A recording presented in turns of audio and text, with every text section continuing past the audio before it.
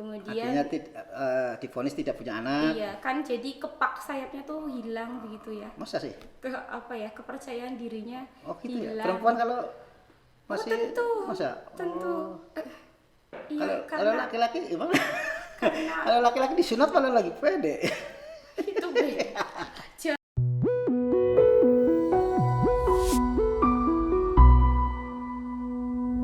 Assalamualaikum warahmatullahi wabarakatuh. Waalaikumsalam warahmatullahi wabarakatuh. Selamat pagi, salam waskita, wawasan kita. Alhamdulillah pagi hari ini Rumah Literasi Waskita kedatangan sahabat yang luar biasa, Mbak Eva Muzi, seorang penulis yang sudah melahirkan beberapa buku. Di tangan saya ada 2 novel dan 1 kumpulan antologi puisi. Yang satu judulnya Sabila, Pesan Cinta dari Tuhan, dan ini Luka Laku Lelaki. Kita akan bahas bagaimana proses kreatif di tengah kesibukannya mengajar anak-anak. Oke? Nah, kita mulai dalam program Nyong Kon Ngobrol Bareng. Mbak Eva Muji, boleh memperkenalkan diri? Baik, assalamualaikum warahmatullahi wabarakatuh. Waalaikumsalam. Saya Eva Muzi, kelahiran Brebes asli, lahir di Brebes ya, orang Ganda Suli Brebes. Mungkin subscriber atau penontonnya ada yang dari Ganda Suli, sama berarti kita satu tanah air. Oke. Oke. Ini luar biasa ya, artinya masih punya kesempatan menulis buku, udah jadi novel. Itu awal mulanya gimana proses kreatif menyukai menulis itu? Sebetulnya kalau pengen jadi penulis, cita-cita jadi penulis itu dari kecil, dari SD lah. Dulu itu waktu kelas 3 atau 4 SD itu sering bikin cerita, tapi ceritanya gambar gitu, terus lalu nanti ada narasi sama dialog begitu, gambar sendiri, dikasih cerita sendiri, nulis sendiri, nanti dikasihkan ke teman-teman, nanti dibaca sama teman-teman. Lalu setelah SMP ya, SMP itu saya zamannya SMP itu pas ada tsunami, tsunami Aceh 2004 kalau nggak salah. Terus ada waktu itu habis tsunami, pasca tsunami ada lomba buat cerpen, alhamdulillah ikut, terus masuk 3 besar. Dari situ itu mulai bangkit, makin besar keinginan untuk jadi penulis. Ada rasa percaya diri gitu iya, ya. Artinya event-event lomba itu penting ya untuk betul menumbuhkan sekali, ya. betul, untuk memotivasi diri. Apalagi kalau masuk juara itu kayak dibangkitkan kembali semangatnya. Kemudian setelah SMA itu mulai turun karena mungkin kesibukan sekolah, tapi masih baca-baca. Kayak dulu waktu SMA itu lagi hit-hitnya ayat-ayat cinta, Kang Abik sama Ketika Cinta Bertasbih. Habibur Rahman masih, ya. tapi iya masih baca-baca saja. Kemudian lulus SMA itu masih ini dulu, vakum dulu, sama sekali nggak nulis malah. Terus kuliah, setelah lulus kuliah baru bulatkan tekad buat nulis akhirnya. Menulis gitu. Berarti pertengahan 2018. Coba gimana proses kreativitasnya, mencari idenya atau pengalaman sendiri atau hasil riset sama temen, curhatan temen gitu? Iya betul. Jadi sebenarnya kalau basic keluarga itu mungkin dari keluarga saya itu keluarga biasa, tidak ada yang sastrawan atau seniman sama sekali. Cuman saya dari kecil suka gambar, suka nulis-nulis cerita, kemudian ingin membangkitkan seni itu sendiri sih, melahirkan sendiri. Kemudian setelah lulus kuliah, tahun 2018 itu main Facebook awalnya.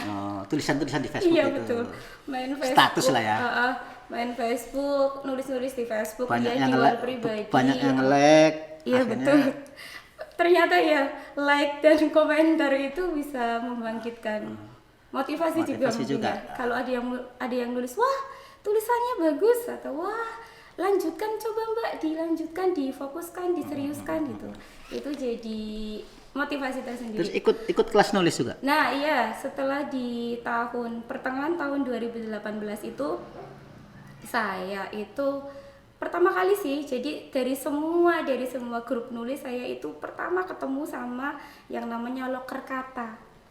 Loker Kata itu kalau sekarang sudah kenal sekali ya. Loker Kata itu mentornya, pemiliknya, pembimbingnya itu sastrawan dari Lubuk Linggau, namanya Berry Budiman. Itu sastrawan dari Lubuk Linggau dan fokus sama karya-karya sastra di sana. Tahun 2018 saya masuk, tulisannya tuh isinya tuh sastra-sastra Pak, yang bikin kepala pusing mungkin ya. Kalau awal-awal anak bawang di sastra terus ketemu sama tulisan-tulisan sastra itu kan bikin pusing ya, ini apa maksudnya gitu kan, banyak metafor, banyak simbol-simbol yang kita nggak tahu gitu kan.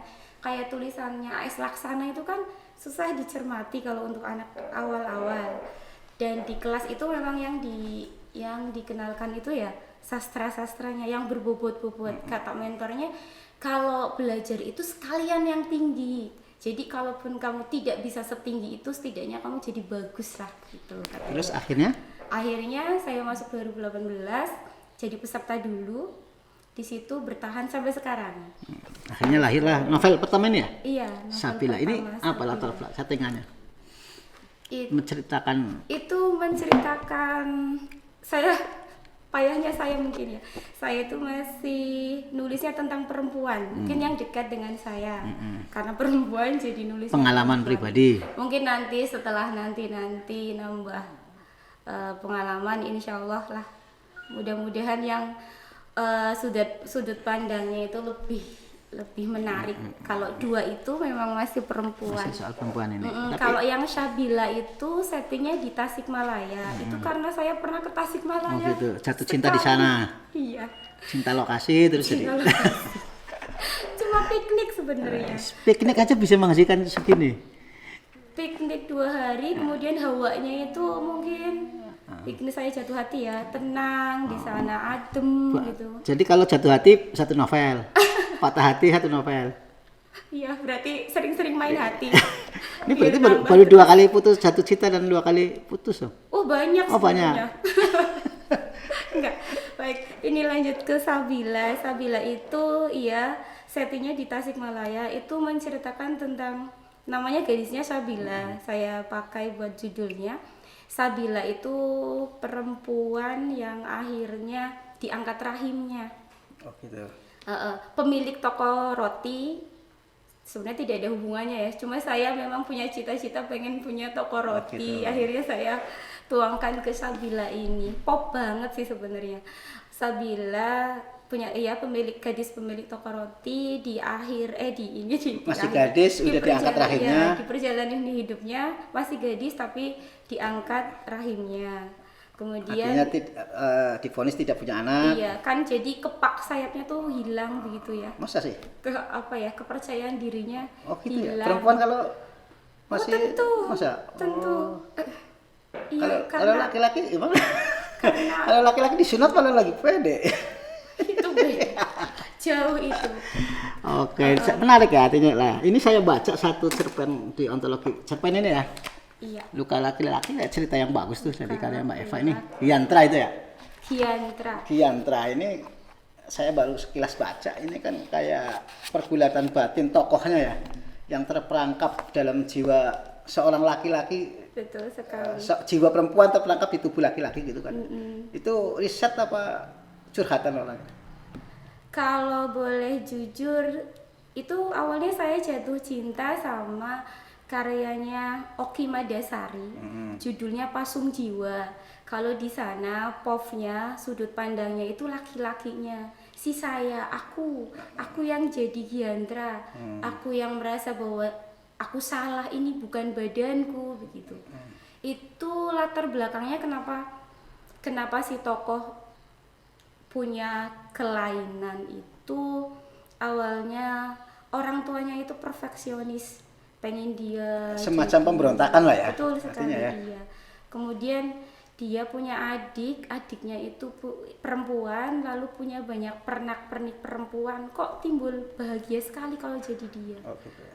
Jadi ada edukasi lah ya di dalam sini. Betul sekali. Jadi sebaiknya orang tua itu bukan menekan, bukan apa ya, membungkus anak sesuai sama keinginan dia, tapi dibimbing anaknya ingin jadi apa. Kalau misalkan itu salah, seperti kata-kata Khalil Gibran lah, digiring. anakmu bukan milikmu gitu kan. Betul sekali, titipan.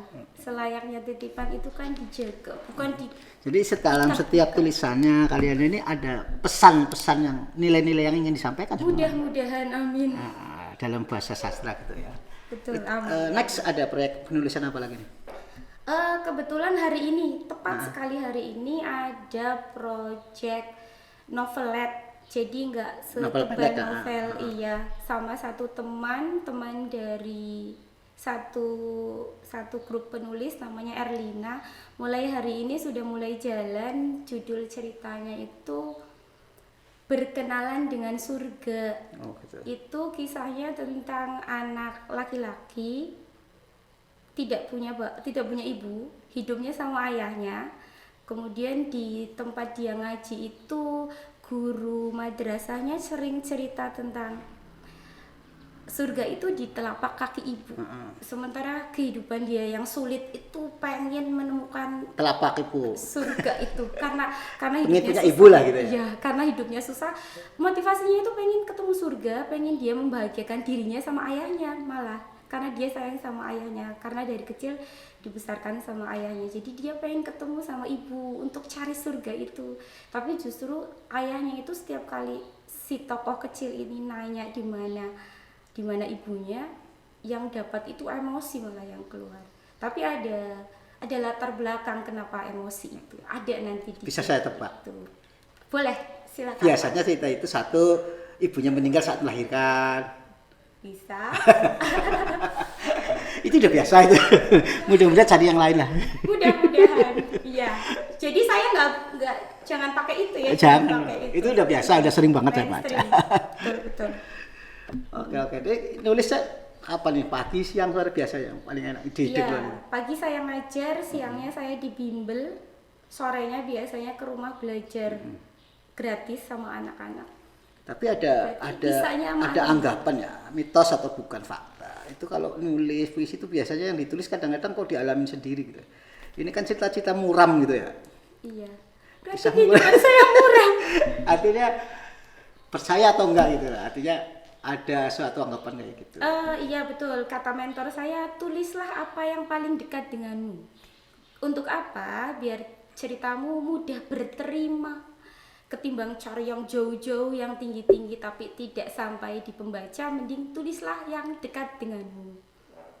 Oke, ini luar biasa ya, artinya mudah-mudahan semakin banyak menulis semakin banyak karya ya. Amin.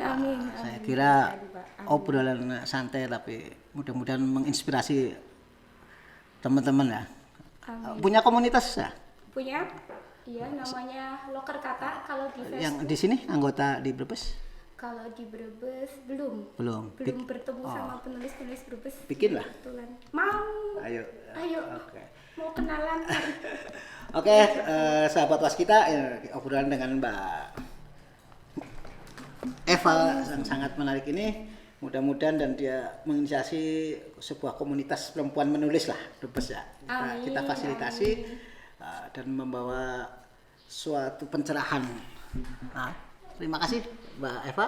Sama-sama Pak. Assalamualaikum warahmatullahi wabarakatuh. Waalaikumsalam warahmatullahi wabarakatuh.